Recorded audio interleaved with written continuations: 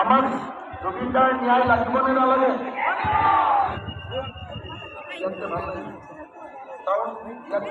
এইটো বেছি ভাল আছিলে। জুবিনদা আমাৰ চৰকাৰ গৌৰৱ গগৈ, অখিল গগৈ আৰু নৰেন্দ্ৰজ্যোতি গগৈ, আমি তিনি গগৈ লগ লাগিছো। এইবাৰ চৰকাৰ আমাৰ হ'ব, হ'বনে নহ'ব? হ'বনে নহ'ব? হ'বনে নহ'ব? চৰকাৰ হোৱাৰ 3 মাহৰ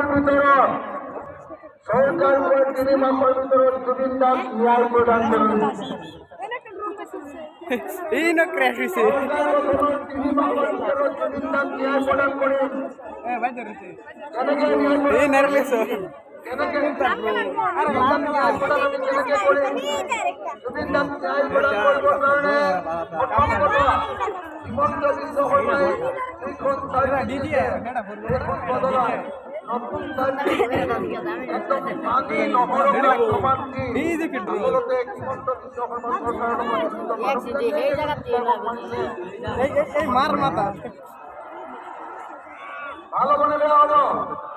ভাল হ'বনে বেয়া হ'ব? আৰু জুবিন দাৰ মৃত্যুৰ কাৰণে জগৰীয়া প্ৰত্যেকজন মানুহক ফাঁচি দিয়াৰ ব্যৱস্থা গ্ৰহণ কৰিম। আমিন। ফাঁচি দিব লাগিবনে নাই? লাগিবনে নাই? লাগিবনে নাই? সাৰা মানুষ কথা যদি গৌৰৱ গগৈ, অখিল গগৈ আৰু নৰেন্দ্ৰজ্যোতি গগৈ যদি সঁচাকৈ চৰকাৰ বনাব এইবাৰ পাৰো, পাৰিমনে? পাৰিমনে নাই? পাৰিমনে নাই? পুলিচে মানুহ ধৰি লৈ গৈছে চোৰ বুলি, পুলিচে মানুহ ধৰি লৈ গৈছে ডকাইত বুলি, পুলিচে মানুহ ধৰি লৈ গৈছে কিবা এটা কেছত, পুলিচে মানুহ ধৰি লৈ গৈছে আন্দোলন কৰাৰ কাৰণে।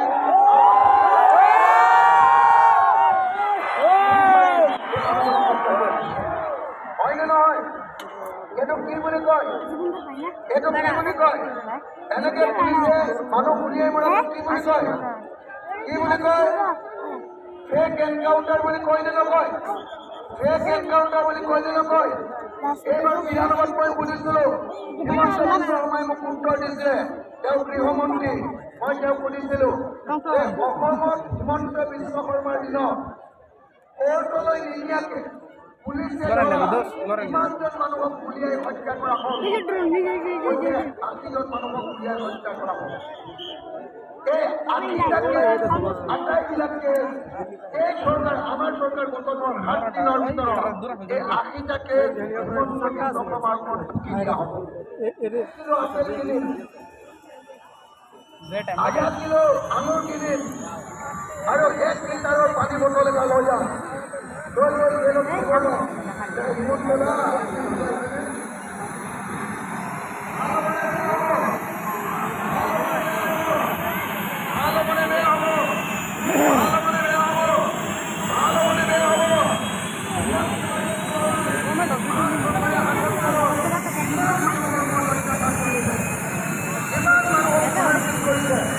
কিমান মানুহৰ ঘৰ ভাঙি দিছে, কিমান মানুহক হত্যা কৰিছে, কিমান মানুহক জেলত দিছে, প্ৰত্যেকটো গোচৰৰ বিচাৰ হ'ব লাগিব আৰু হিমন্ত বিশ্ব শৰ্মাই লাগিবনে?